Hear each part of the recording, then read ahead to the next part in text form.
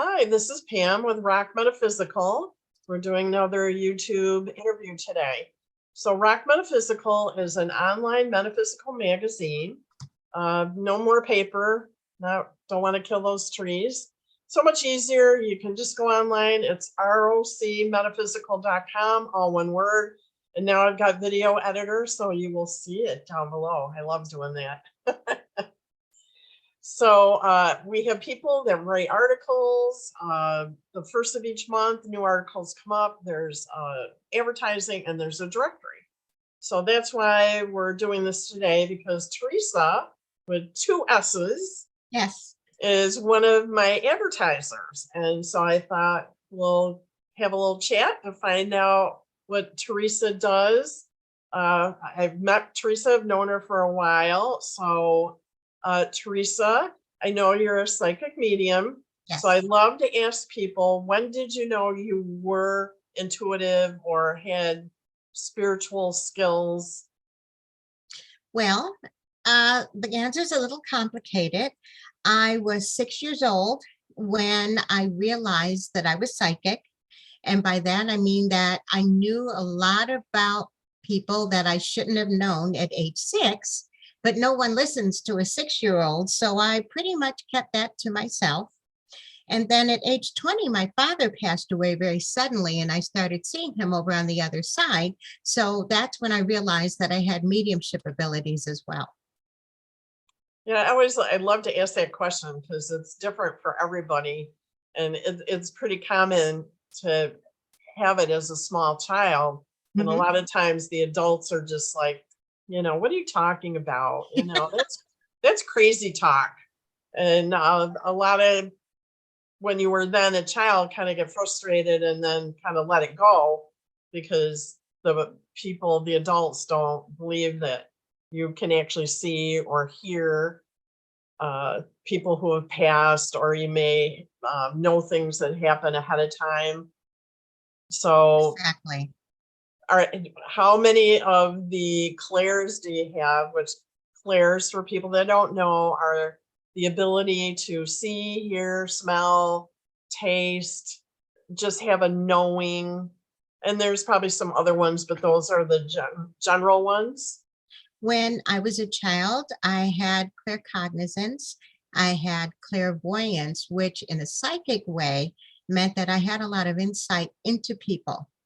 I had clairsentience, which meant that I understood, I could sense what was going on, and I felt a lot of what was going on with people in general. And then by the time I was 20, again, when my father passed away, all the clairs had opened up for me.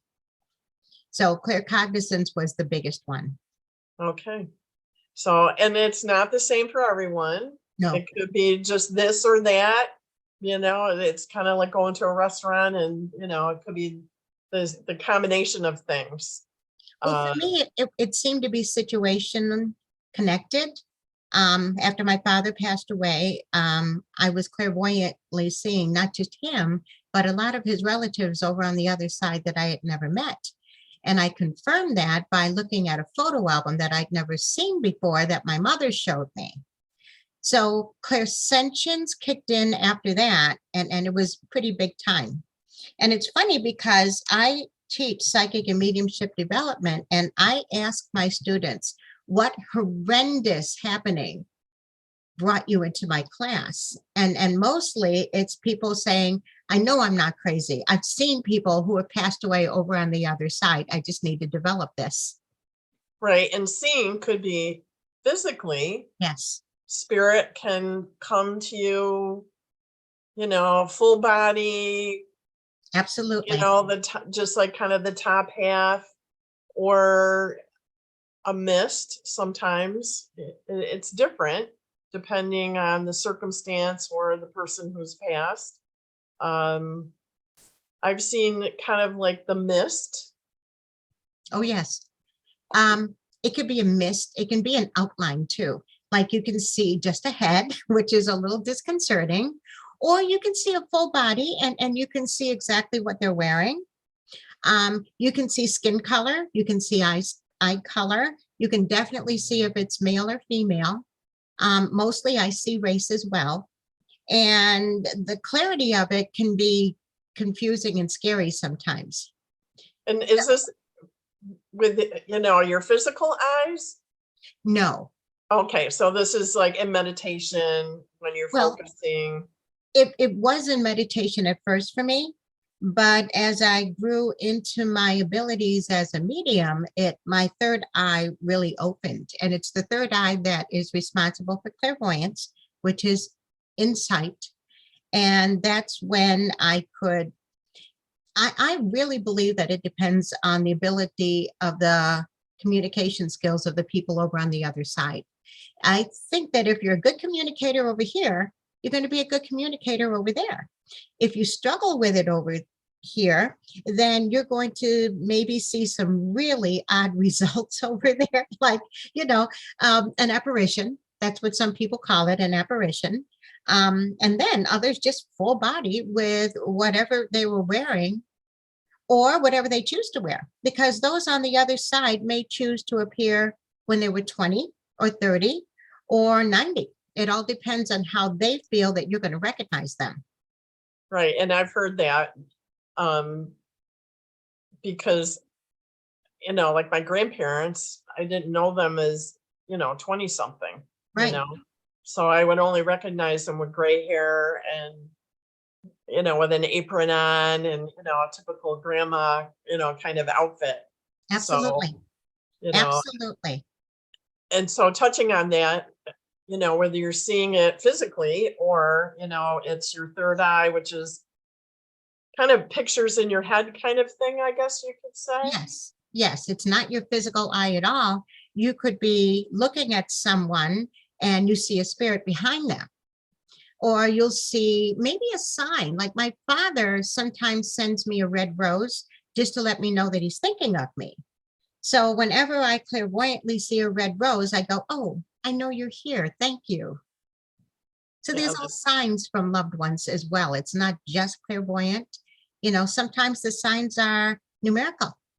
Whenever I see the number 502, that was our original home. And that's when I know that my father's close. Whenever I see 1111, I tend to try to remember exactly what I was thinking, because 1111 is spiritual awareness.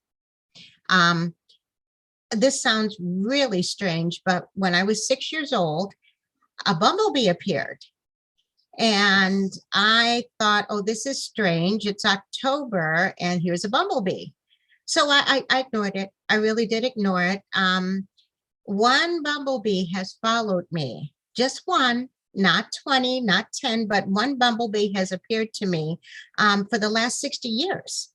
And when I looked the bumblebee up, it was spiritual wisdom, life after death, a hard worker. So the bumblebee is actually my spirit animal. So whenever a bee appears, it's, oh, I'm missing a point. I'm not seeing something that I'm supposed to be seeing, or good job from someone. And then there was a friend of mine that said, do you think it's weird that one bee has been following you for the last 60 years? And I said, well, now that you think about it, yes. But at the same time, I teach, look for signs from spirit. Right. And so people understand that spirit somehow makes things coincidentally happen. Yes. Like with the bee.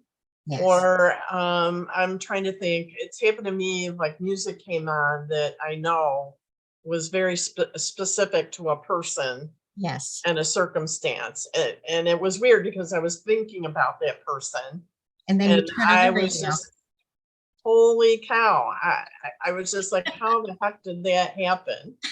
So I guess, we should both say that people should pay more attention when something like that happens. Because at first, I had to think. And then when the song came on, I went and looked up the lyrics. And when I saw the lyrics, I was just like, wow, it was a message that was pretty poignant for me. And I'm glad I paid attention, because someone and we didn't see eye to eye, and I didn't realize how impactful something that I did affected that person. And it made me have an awareness that I was like, oh my goodness, I had no idea that that person would have felt that way based on what occurred. And I was like, oh, so when I saw them later on, I apologized. Songs on the radio are a biggie. Yeah. Because you absolutely, I was thinking of one of my friends, she passed away at age 50. And I was with her for the whole year for her journey through cancer and through a lot of the things that she went through. I was with her. And even though I'm a medium and a psychic, and even though I can prove life after death, it still impacted me. I just miss my friend. And, it caught me by surprise one day. I was at work, so I just took a break and I went into my car, turned on the air conditioner in the car, turned on the radio, and the song Big Girls Don't Cry came on. Wow.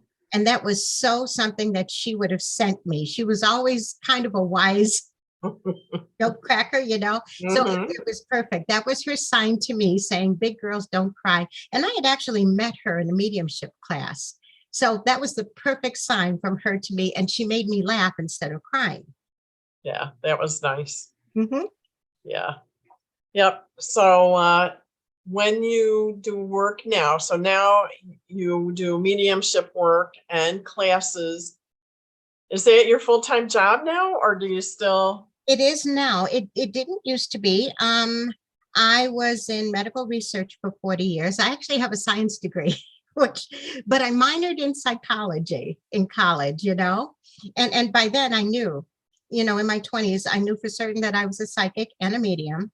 I do believe that my psychology classes helped in my journey to become a psychic and a medium, but I enjoyed my day job in research. I enjoyed that. So I really was just a part-time medium and psychic until I retired. And that was 3 years ago. And then I just became a psychic medium full-time. And it just kind of took off for me. And so I should say I'm in Rochester and you're in Buffalo, so we're kind of close. Have you done training at Lilydale or more local in Buffalo, or because you just had all the skills and you just said, I can just go ahead and do my thing because you were lucky and I have a lot of those gifts where somebody like me, I'm trying really hard Well, to, do some of the work that you do. Well, I'm at Lilydale, but I'm not a registered medium. Only registered mediums can work at Lilydale. But I'm certainly there as much as I possibly can in the summertime because I only live 60 miles from there. And they have a beautiful church service on Sunday. As far as teaching goes, I felt like, okay, this was a hard journey for me. So I'm going to teach as long as I possibly can. I've been teaching for almost 12 years. And that was never my daytime job either, really. That was just, I can do this, I can pay it forward. So I'm going to pay it forward because I took classes with a lot of different people 20 years ago. So I teach as a way of just trying to help other people recognize their abilities. Everybody has abilities.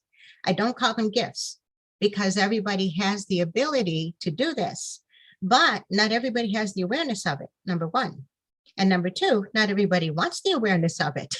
Some people are very happy not hearing from anyone in spirit, and that's fine, not everybody is happy having premonitions. I teach that premonitions are a validation of your own ability. So, there's going to be a train crash in France. Are you going to call France and warn people? No. But at the same time, you know when it happened and you go, oh, I knew that happened. Maybe I can do this. So I teach people to listen to their premonitions, listen to their dreams, write them down, keep a diary, and to keep a really design. Like on June 3rd, I dreamed such and such was going to happen. Or when you look at someone and you just know that they're pregnant I teach, you don't tell them that. That could be a surprise, but validate within yourself the fact that you know that they're pregnant. Understand? It's knowledge that's given to you to validate your own. And then there's sometimes when you do speak on your premonitions, you can always say, I really don't think you should go out today.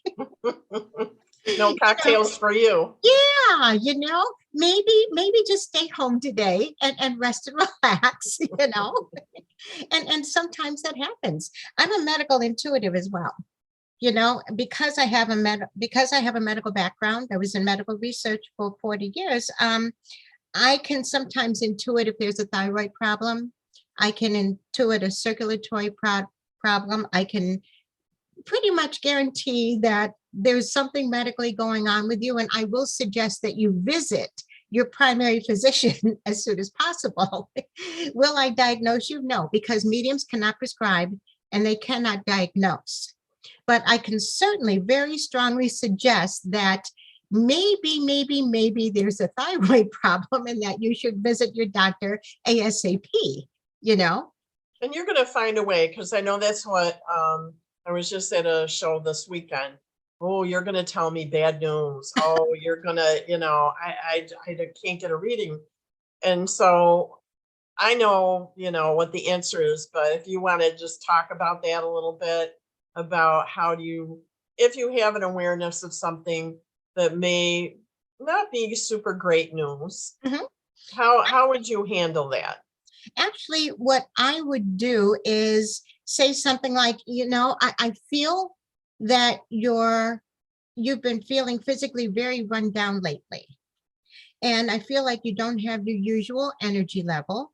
And I might feel like there's some pain in your lower legs, or I feel like there's some pain in the back of your neck. Like, I can intuit the body part. And I'll say, I think that maybe this needs addressing sooner rather than later. So, and once I get validation, and I get validation that there's a pain in your lower legs, or I get the validation because they're looking at me in shock and they're thinking, oh my God, how did you know that I've been extremely tired?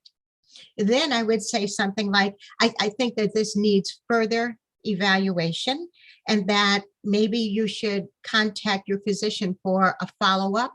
Or I'll say something like, is it time for your annual visit? You'd be surprised how many people don't have an annual visit to the doctor every year. And then they start to look guilty and they'll say, oh, I skipped that, So then after that, they do schedule because a psychic told me to go to the doctor. Okay, I'm going to go. Yeah, I mean, I try to always tell people that a really well-trained, ethical psychic, medium, intuitive is only working at the highest and best, and they're never going to say anything negative. Not at all. No. Not at all. Right. The most you're very tired, aren't you? And that's because it's clairsentience, it's empathy. All of a sudden, I can feel a little bit of what's going on with you, and you never make light of it. You never make light of it, but you can say things like, why don't you check in with your physician? There's a reason why you're not feeling as up to snuff as you normally do. So, they look at you in shock and they thank you and then they go make an appointment. Yeah. And I would never say anything in gloom and doom. I would never do that. That kind of goes against common sense, really, Right. I mean, it's very hard to, even if I had a friend that's not feeling well, I'm going to just say, gee, please, find, a doctor, go to urgent care, do something. I'm not going to, as a friend, say to another friend, oh, you're going to die. It just is not the thing, a kind and caring person would do. I think that maybe that is one of the, people think that. They think that, oh, a psychic told me. No, that's not true. I mostly try to leave people better than I found them.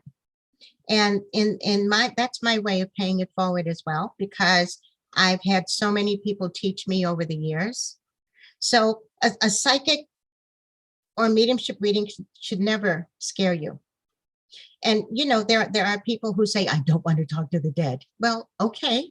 I agree with that. If people want a psychic reading and not a mediumship reading, what I will do is say, I have someone from spirit here who says that she's your mother. Would you like to speak with her? If they say no, that's fine with me. That's absolutely fine. That's not what the reading is. Sometimes I'll do a totally psychic reading and nobody from spirit will show up. I always tell my clients, you don't get the reading that you want, you get the reading that you need. So, sometimes they don't want to hear from great Aunt Tilly who drank tea on Friday and had a pink bow in her hair. That's evidential mediumship. Right. But sometimes they do. So again, I never know which way a reading is going to go. I have no clue where I'm going to go with this when I tune in. And that's scary. Well, at least it was scary. I've been doing it for a long time, so it's not scary anymore. But when I first started out, I hadn't a clue as to what I was going to say. And then my spirit guide kicks in and guides me. So it's sort of like, I don't know what's coming out, but it does. And an hour later, it's, wow, I think we're done now. I hope I helped you, So just stand on a soapbox for a moment. Oh yeah, that's, I just like, because so many people, as I've gone and, you do shows, I'm at shows selling books and promoting the magazine, that I'm there not engaged with doing a reading. So I'm kind of like, oh, that girl is free. I should ask her. And so I have a lot of people come and ask me, how does it work? And what do they do? And it's really quite interesting. And I hope that I'm giving them confidence and, what's the word I'm looking for, to help them just feel that it's okay. Like, it's not a bad thing. It's not scary.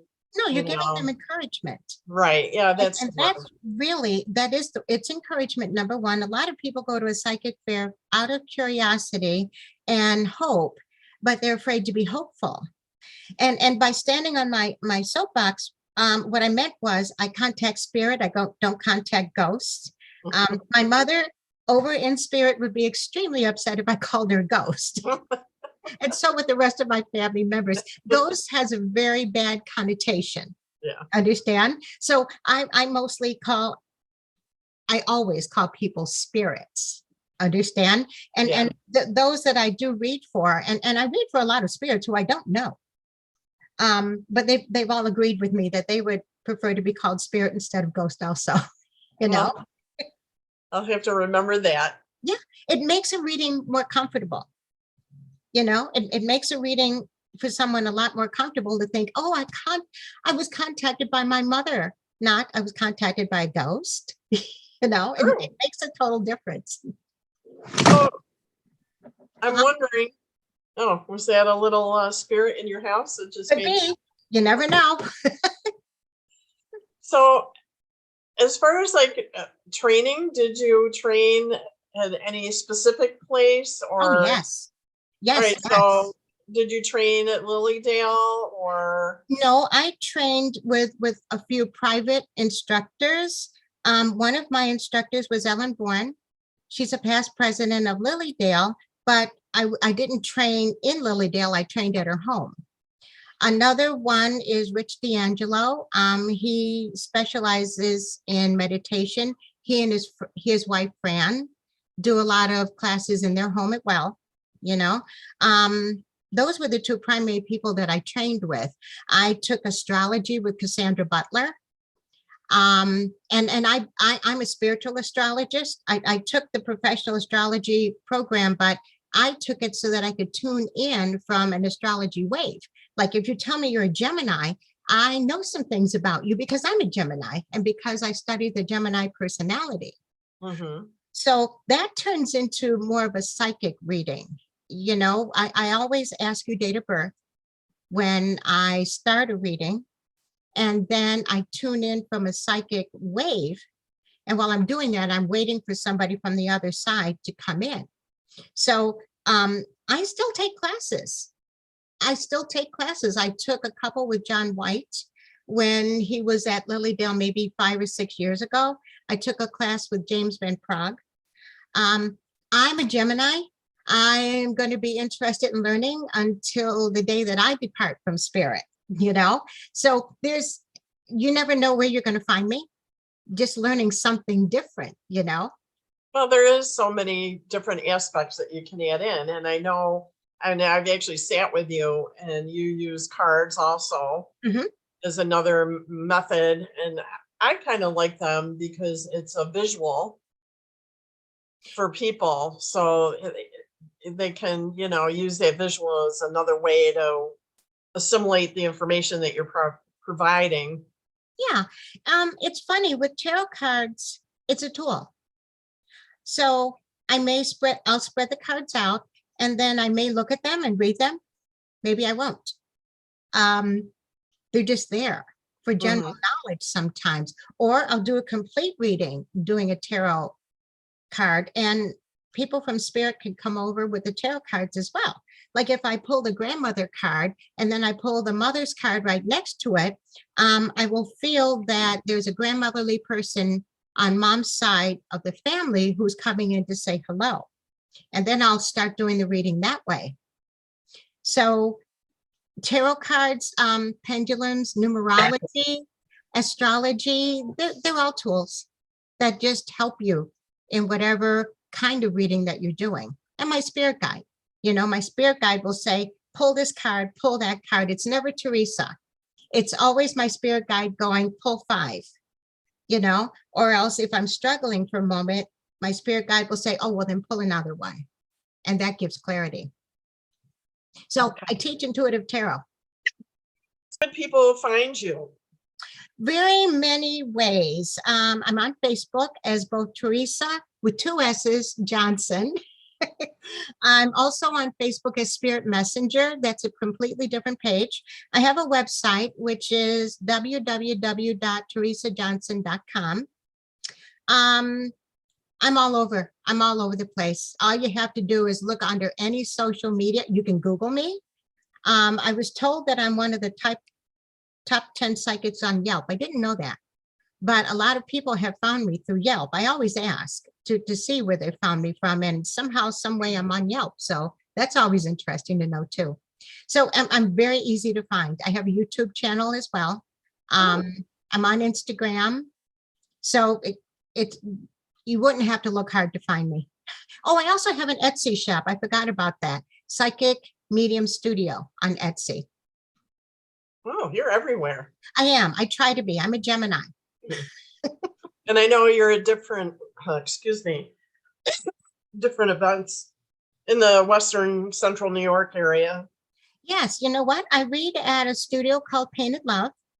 I read at a spiritual gift shop called Flicker Gifts. I read at a place called Soul Healing. And I do various fairs with Teddy Haynes. So it's not hard to find me at a fair. It really isn't. Yeah, I think well, we're Facebook friends, so I see that you're always at different events, and you're also teaching. Yes, I teach online. I was teaching in person, and the pandemic put a kibosh on that. So I started teaching online, and that's been 3 years now. So last summer, my students met at Lilydale for the first time. I just wanted a hangout fellowship kind of day.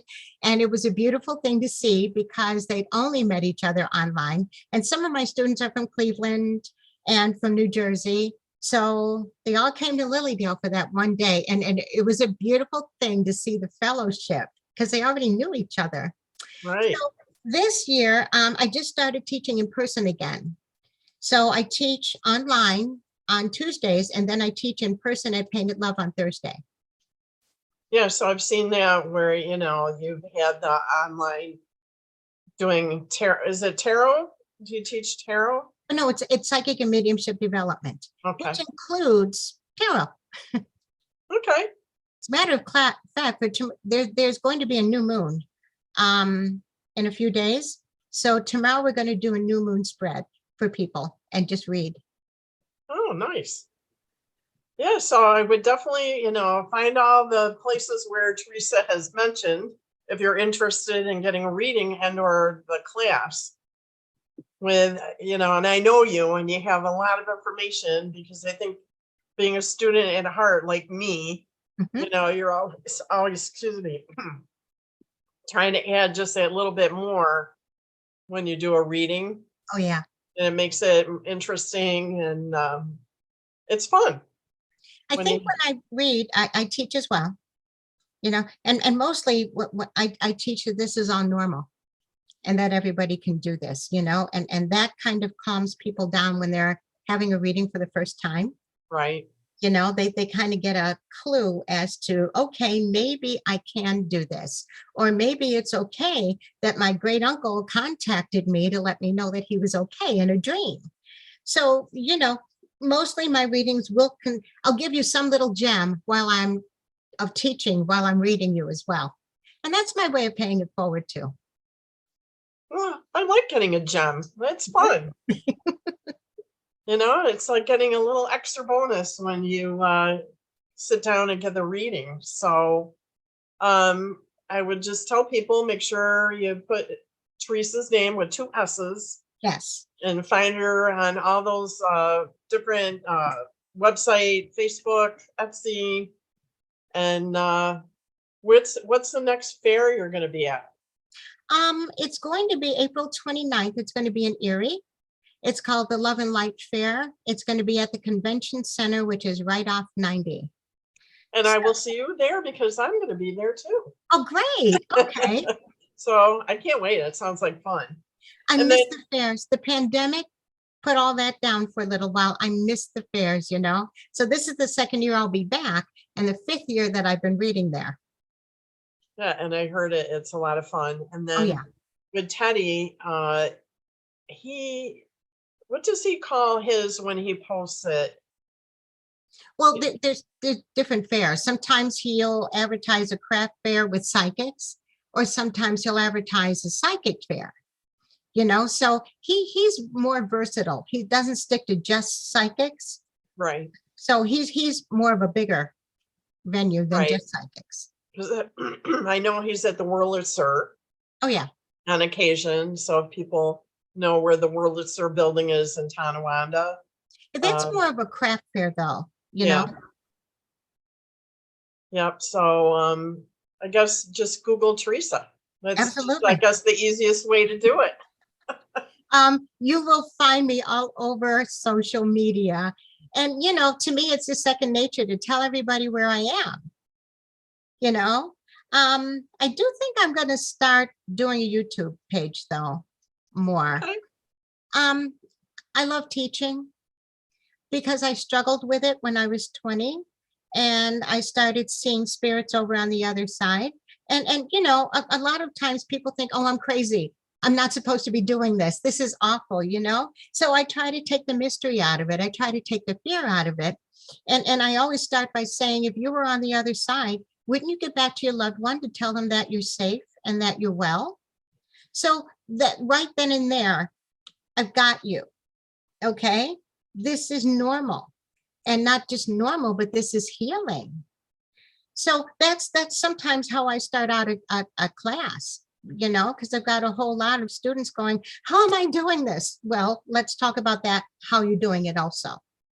Well, I Okay. like it because I guess the phrase is continuity of life.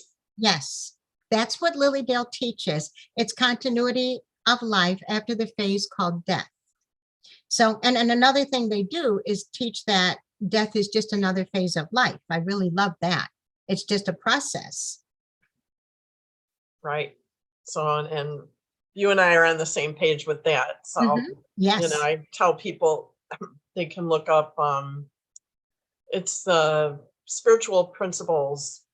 If you ever attend a spiritualist church, they talk about Yes. that. Yep. So, if they're really interested, they could go to Lilydale. Mhm. There's a spiritualist church. Well, there's a couple here in Rochester, and I don't know how many are in Buffalo. I know of one in the city. It's called the Unity Church. And then there's one in East Aurora. Oh, that's right. Yes, there Yeah. is. I don't know the name of that one, but I've heard that there's one there too.